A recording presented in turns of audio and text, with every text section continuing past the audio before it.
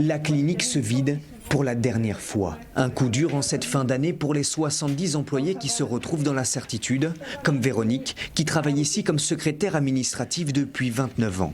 On se connaît depuis des années, c'est une deuxième famille comme on dit. Moi je suis complètement abattue, quoi. Je veux dire, je ne m'attendais pas du tout à ça. On avait du mal à y croire, quoi.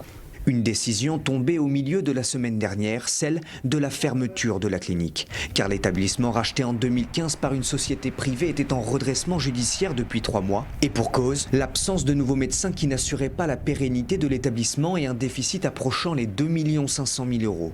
Les urgences et la médecine générale ferment donc, mais le service de radiologie lui est conservé, même si plein de questions se posent encore. Actuellement, on en est à des problèmes très pratiques, comment on va avoir de l'électricité, comment on va avoir de l'eau, du chauffage, etc. Dans cet établissement qui est en train de fermer. On se retrouve isolé dans nos 200 mètres carrés, au milieu de 5500 mètres carrés de cliniques qui vont être fermées. Et cette situation inquiète les usagers.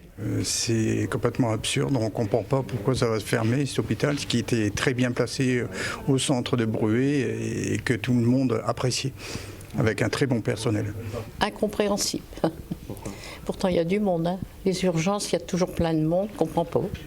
La direction, quant à elle, a refusé notre demande d'interview et pour les patients hospitalisés ici, tous ont été pris en charge et transférés dans d'autres établissements.